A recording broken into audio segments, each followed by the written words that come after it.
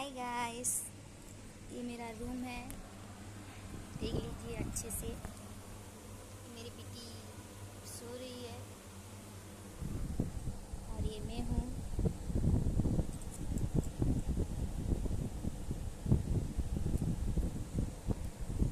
आज बहुत बदमाश हो रही थी और आज सो भी नहीं रही थी।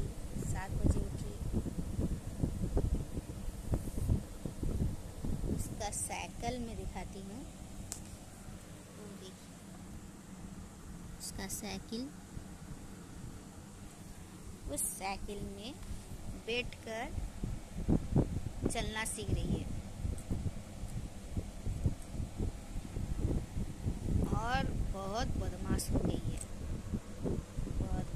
मेरी बेटी के लिए लाइक एंड सब्सक्राइब जरूर कीजिएगा।